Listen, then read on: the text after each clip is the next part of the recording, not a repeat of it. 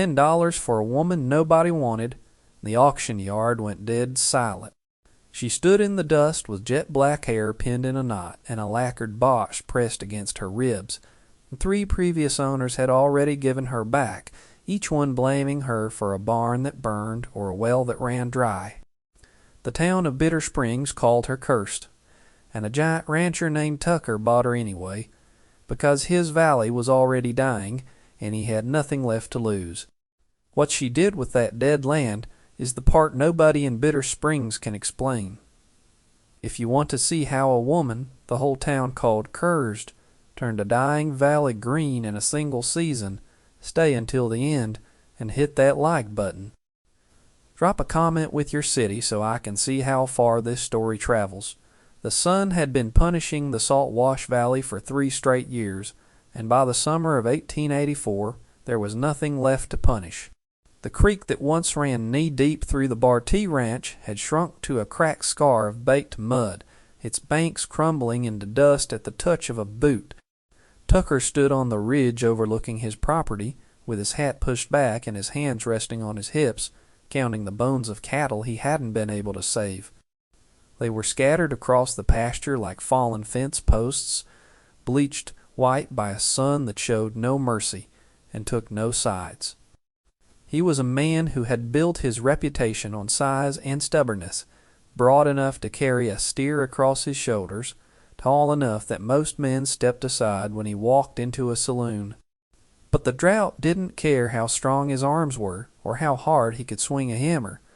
The land was dying, and there was nothing his hands could do about it.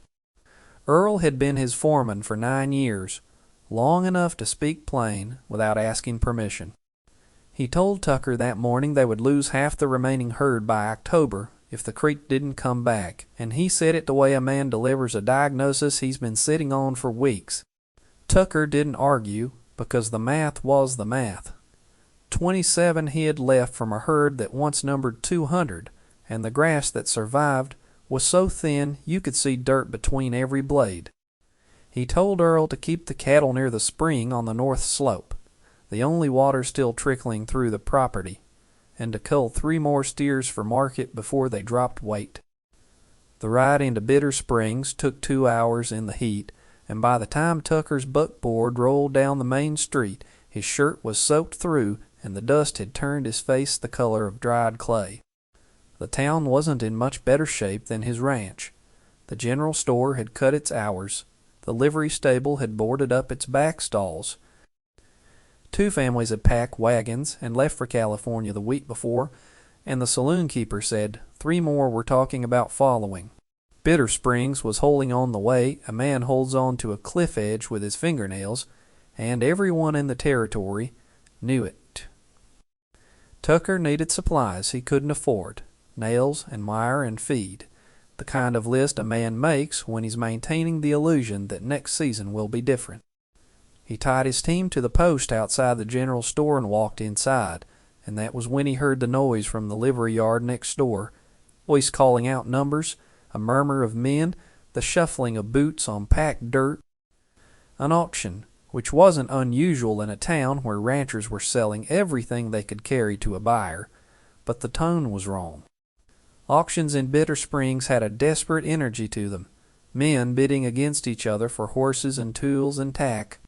This one sounded flat, the auctioneer's voice dropping lower with each call, the silence between bids stretching longer than any sale should allow. Tucker stepped out of the general store and walked toward the livery yard, not because he was interested in buying anything, but because the quiet was the kind of quiet that made a man look. The livery yard was half full of men, maybe 30, standing in the shade of the overhang, with their arms crossed and their faces set in the same expression of stubborn refusal. The auctioneer stood on a crate near the center, holding a sheaf of papers and mopping his forehead with a rag that had given up trying to absorb anything. In front of him, on a wooden platform that had been dragged out from the tack room, a woman was standing.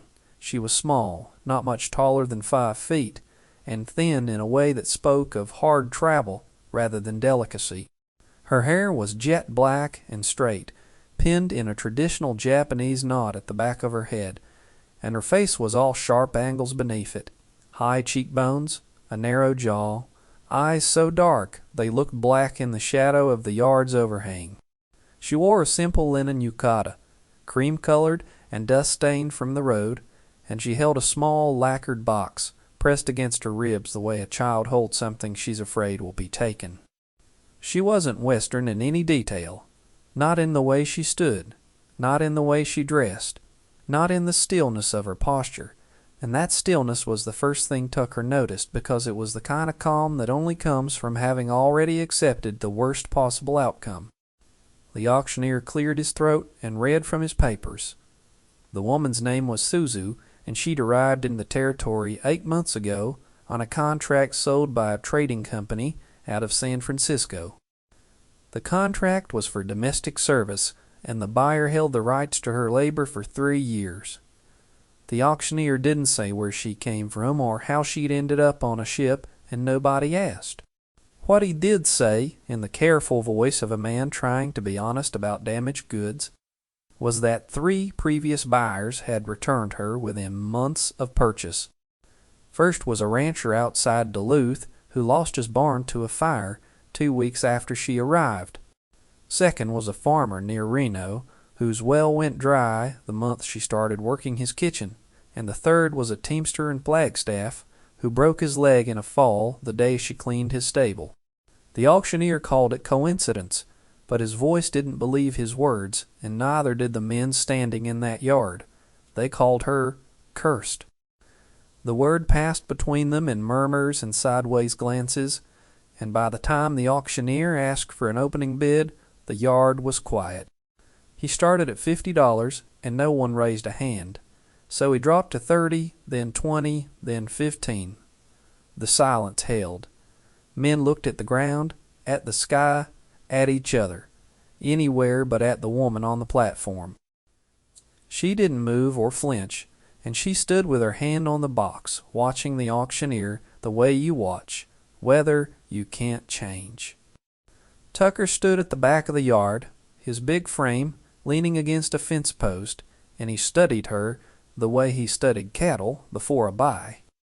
Not the surface, the legs, and the hide, but the bearing, the way she held herself when every person in the yard had decided she was worthless. He'd seen men break under less. He'd seen grown men cry on auction blocks, beg for someone to take them, promise anything to avoid being passed over. This woman didn't beg or perform, she just waited. The auctioneer dropped to $10, and his voice had the flat tone of a man who knew he was about to close the worst sale of his career. Tucker raised his hand without thinking about it, without calculating, without asking himself what he was going to do with a Japanese servant on a ranch that was 2 months from collapse. The auctioneer nearly fell off his crate with relief. The auctioneer called it sold for $10 to the big man at the fence. The yard broke into laughter, the kind men use to cover something they don't understand. Someone called out that Tucker had overpaid. Another said he just bought himself a curse to go with his drought. Tucker didn't answer any of them. He walked to the platform, looked down at Suzu, and nodded once toward his buttboard. She picked up the lacquered box, stepped off the platform, and followed him through the crowd without looking at a single face, which made the silence that followed them out of town all the more complete. The buckboard rolled through the Bartee gate an hour before sunset, and the ranch hands stopped working to watch it come up the drive. Tucker climbed down and offered his hand to Suzu, a hand so large it could have closed around both of hers, and she took it without hesitation and stepped onto the dirt of a ranch that was visibly dying. The pasture behind the bunkhouse was bare dirt and stubble. The corrals held a handful of thin cattle. The creek bed was a trench of cracked mud that ran through the property like a wound that wouldn't close. Earl came off the porch with his hat in his hand, and his opinion already formed. He told Tucker, flat and without diplomacy, that bringing a cursed woman onto a dying ranch was what a man does when he stopped caring about the consequences. Tucker told Earl to get her a room and a meal, and to keep his thoughts about curses to himself. Earl didn't like it, but he'd been with Tucker long enough to know when an argument wasn't worth starting. The ranch hands gathered near the corral, talking low where they thought Tucker couldn't hear. One of them said he heard she was Chinese, and another one shook his head and said no, she was from some place called Siam, and a third said it didn't matter because they were all the same kind of trouble. None of them had ever met a Japanese person. None of them had any idea what a yukata was or why she wore one instead of a proper dress. They saw foreign, and they saw cursed, and they stopped looking any closer than that. Suzu stood on the porch with the lacquered box and said nothing to any of it. She didn't defend herself, didn't try to explain, didn't perform the gratitude that a bought servant was supposed to show. She set the box down on the porch bench, and she sat beside it, with her back straight and her hands folded in her lap, and she looked out at the valley the way a doctor looks at a patient before deciding where to begin. Tucker watched her from the doorway and thought about the men in the auction yard, all those men who wouldn't bid $10 on a woman because they were afraid of what she carried. He had not expected her stillness to be the thing that stayed with him, but it was. He showed her the small room behind the kitchen, a space barely big enough for a cot and a washstand, with a window that faced the hills. She bowed once, a shallow and precise gesture that lasted exactly long enough to communicate respect without performing submission, and she closed the door behind her. He sat on the porch that night with his coffee gone cold, watching the stars through the heat haze, and he could see the faint amber glow of a kerosene lamp in her window. The light flickered the way oil lamps do, throwing unsteady shadows against the glass. She was awake, and the box was open, and he could hear the faint sound of something being moved, something small and careful, the sound of a woman handling things she valued. He didn't knock, and he didn't ask. Some questions have to wait for the person who holds the answer to decide it's time. She was outside before the sun cleared the ridge. Tucker woke to the sound of the door closing and found her already walking the property.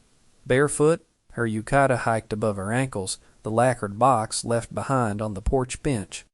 She moved along the dry creek bed first, following its path from the hills down to the valley floor, stopping every few yards to kneel and touch the soil. She crumbled it between her fingers, held it to her nose, let it fall. She traced the banks where the water used to run, reading the ground the way a tracker reads a trail, looking for something Tucker had spent 3 years looking for and never found. He watched from the porch with his coffee, not interfering, because he'd seen men study this land before. Every rancher in the territory had tried to solve the water problem. They dug wells that hit nothing, built dams that washed out, redirected channels that dried up before they reached the fields. The land was dying because the water was gone, and the water was gone because the hills had lost the ability to hold it, and nobody Tucker had ever met knew how to fix that. Suzu walked the slopes above the creek bed, and Tucker could see her stopping where the grade changed, where the soil shifted from hard pan to loose gravel, where the brush grew thicker on one side than the other. She came back to the ranch house by mid-morning, her feet black with dirt, and she knelt on the ground near the porch with a stick in her hand. She drew in the dirt, quick and sure, a map of the property from memory, the hills and the creek bed and the slopes and the valley floor laid out in lines and curves. Then she drew lines across the hillsides, horizontal lines that followed the contour of the land, step after step, curving around the slope.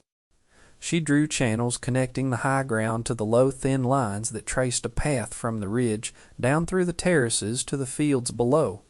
Tucker looked at the drawing and didn't understand it.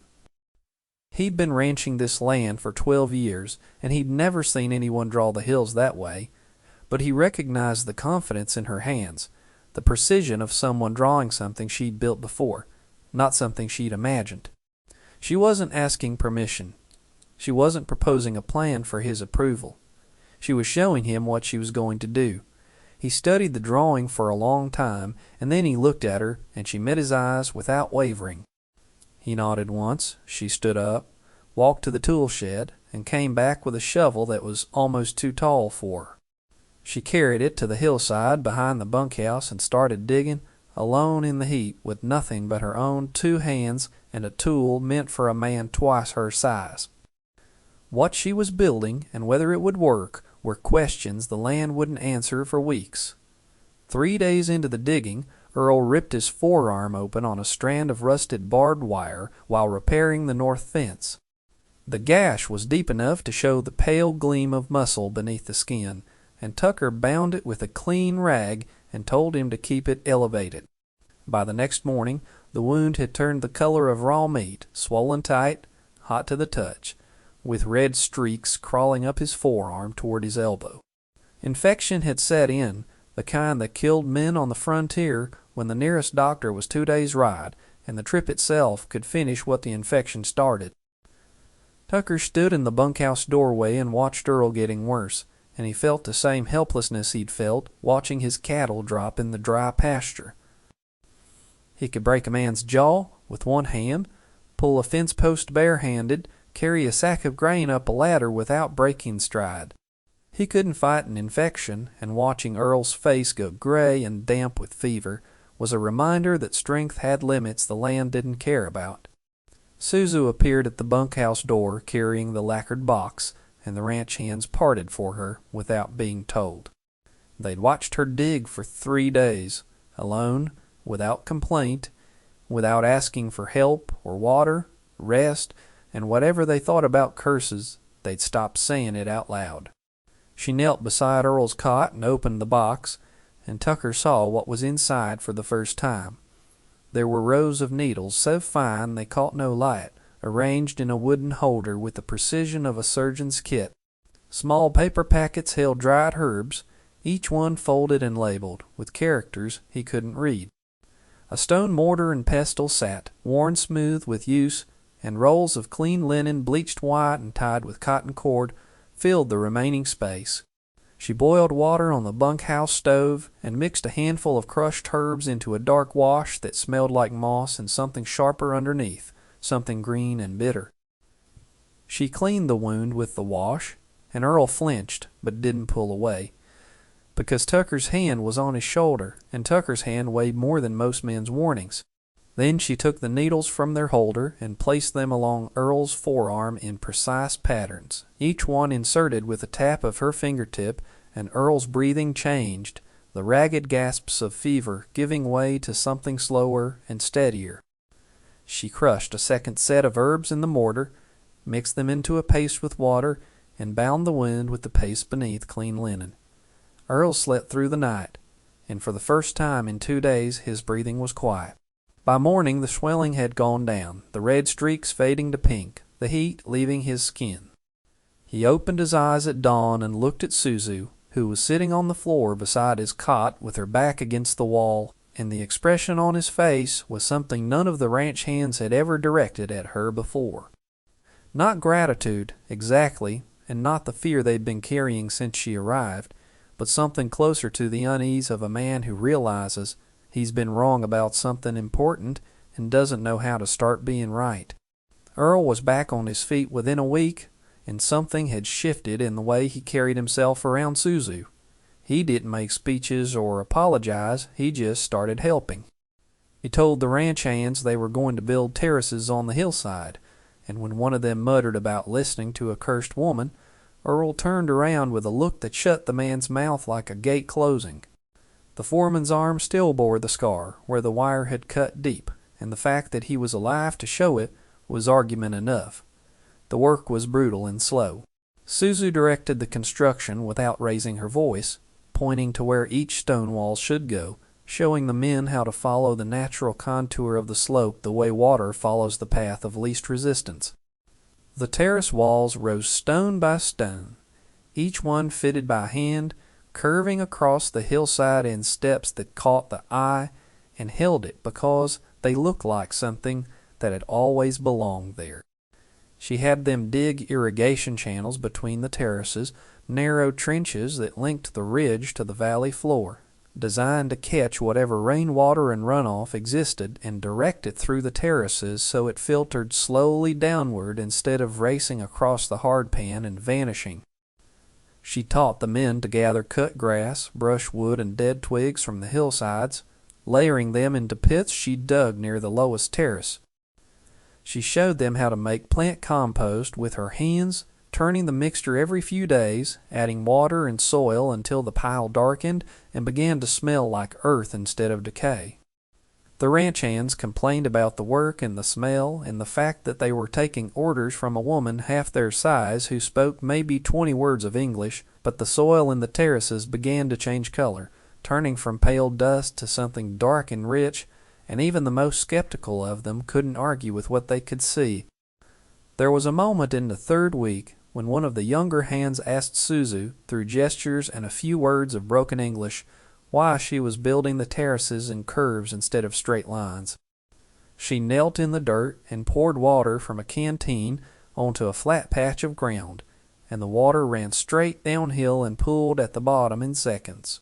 Then she poured water onto the curved terrace above, and the water spread sideways, slowed, and sank into the soil instead of running off. She didn't need words for that. The hand watched the water disappear into the terrace and went back to carrying stone without another question. Tucker worked alongside the men, carrying stone and digging where Suzu pointed. The contrast was something the hands talked about in the bunkhouse at night, the biggest man in the territory following the hand signals of a woman who came up to his chest, and neither of them treating it as strange. Weeks passed, and the terraces took shape across the hillside, 6 levels of stone walls curving in clean lines, the channels connecting them in a network that looked like the veins of a leaf when viewed from the ridge. The compost was dark and ready, the soil prepared, but there was still no water. The creek bed stayed cracked and dry, and the sky stayed cloudless and white.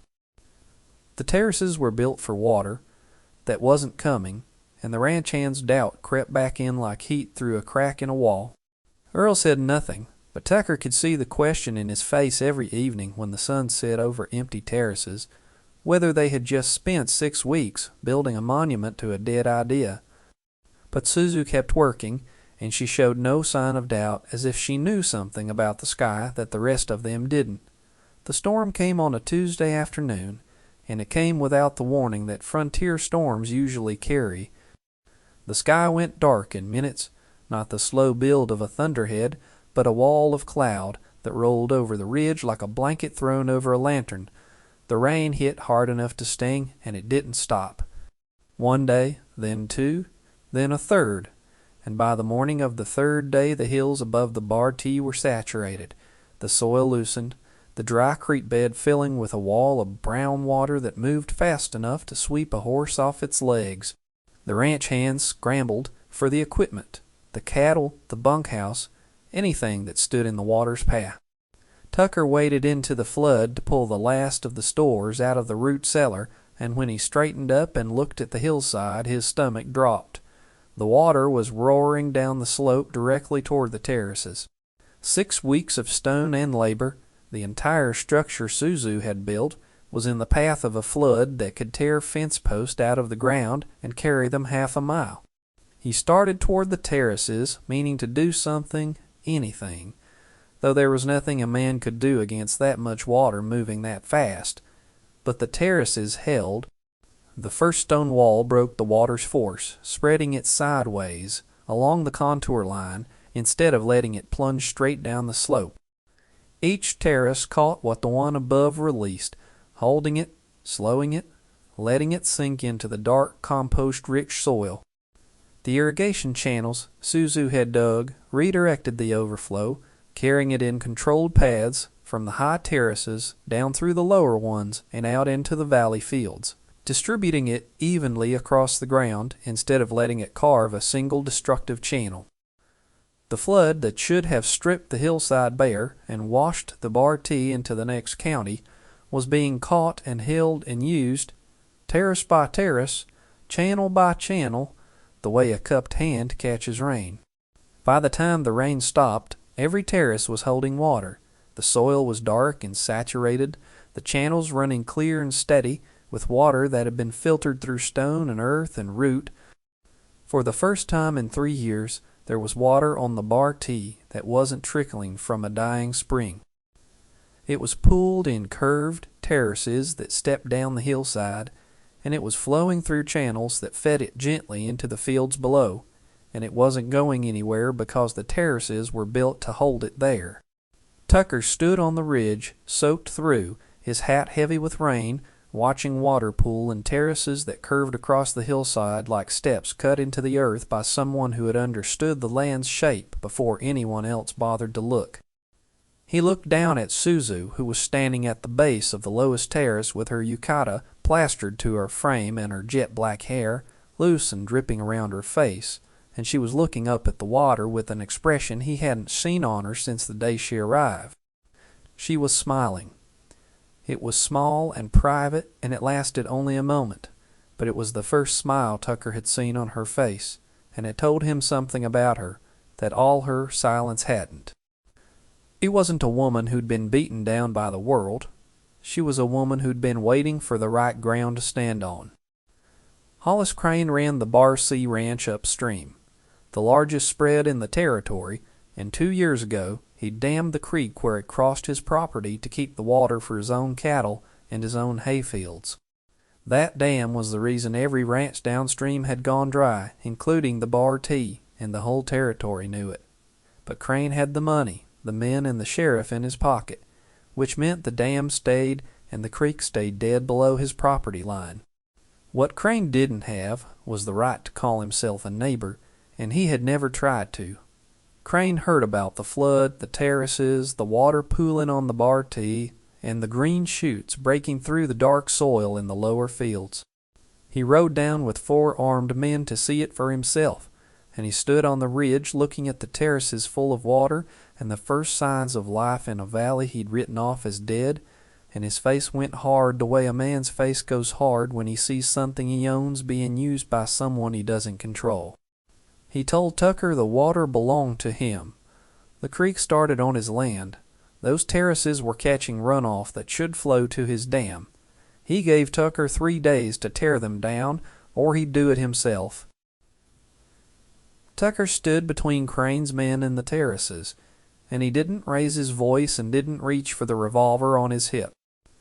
He was big enough that the 4 men behind Crane shifted their weight without meaning to, their hands drifting toward their own weapons and then stopping, because a man Tucker's size standing still and looking at you was a different kind of threat than a man with a drawn gun. Tucker said one sentence, and he said it the way Earl would have, flat and without decoration. The land was dead before she came, and now it was alive, and any man who wanted to kill it again would have to go through him to do it. Crane left, but the threat stayed behind like a smell that wouldn't clear. That night Tucker sat on the porch with his rifle across his knees, watching the road that led to the Bar C, and the kerosene lamp in Suzu's window burned late, as it always did. She came out at midnight and sat beside him on the porch step, the box in her lap, and she didn't say anything and didn't need to. What passed between them was not love, not even trust, but a recognition. 2 people who'd both learned what it cost to stand alone against forces stronger than yourself, and who understood that sometimes the only choice left was to stand together and let the rest sort itself out. The 3 days passed, and Crane didn't come. His sheriff visited once, asked questions about water rights and property lines, looked at the terraces from the road, and left without writing anything down. Whatever Crane decided in those 3 days, he chose not to push it, and nobody knew why, because the men in that territory didn't explain their decisions to anyone. Maybe the cost of a war with Tucker was higher than the value of the water. Maybe the sight of a valley coming back to life made him hesitate. The ambiguity was the truth of it, and Tucker didn't need a reason to let the threat go. He needed the water to stay, and it stayed. The valley transformed faster than anyone expected. Green spread across the terraces like a tide coming in, the shoots pushing through the dark soil and reaching for the sun. The crops Suzu had planted from seeds she'd carried in the lacquered box, seeds that had traveled from the hills outside Kyoto to a dry valley in the American West, took root and grew. The irrigation channels ran steady and clear, fed by the water. The terraces held and released slowly into the soil. The creek below the ranch, fed by the moisture the terraces were putting back into the ground, began to trickle again, thin and certain, but real. The first water in that creek bed in 3 years. The town of Bitter Springs came to see. Men who'd laughed at the auction stood at the ridge and looked down at green terraces curving across a hillside that had been bare dirt 4 months earlier, and the laughter had gone out of them. Women who had crossed the street to avoid Suzu now sent their husbands to ask about the herbs growing in the lower field, and Tucker sent back answers because Suzu didn't care to explain herself to people who had already made up their minds about her. Earl was the first to say it publicly. A rancher from the next territory rode through and saw the terraces and asked who built them, and Earl looked at him with the flat expression of a man who had stopped being embarrassed to believe what he'd seen with his own eyes. She's a woman from Japan who knows more about dirt than every man in this room combined. He said it without raising his voice and without waiting for agreement, and the rancher from the next territory didn't laugh because the green terraces behind Earl's shoulder were doing all the proving that needed doing. The harvest came in, small but real, enough to feed the ranch through winter and enough to prove the land would produce again. The Bar T was no longer a dying ranch. It was a working farm, terraced and irrigated and held together by stone and knowledge and the stubborn refusal of one woman to let a valley die, and the town that had called her cursed was beginning to understand that the word had never fit. After the harvest, Tucker sat with Suzu on the porch in the evening light, and the golden hour turned the green terraces below into something that looked like a painting. He'd never asked her about the box, not once in the months she'd been on the ranch, because some questions can't be rushed, and the ones worth asking are always worth waiting for. That evening he asked, not demanding and not careful, just the way a man asks when he's finally earned the right to know. Suzu opened a lacquered box one last time, and beneath the needles and the herbs and the linen there was a compartment he hadn't seen before. She lifted out a folded cloth, and inside it were small packets of seeds, a set of tiny farming tools worn smooth with age, and a wooden tablet with Japanese characters carved into its surface. She held the tools in her hands the way a woman holds something that carries the warmth of the person who used them, and she told Tucker what they were. These were her grandmother's tools, used in the terraced rice fields of the mountains outside Kyoto for decades before Suzu was born.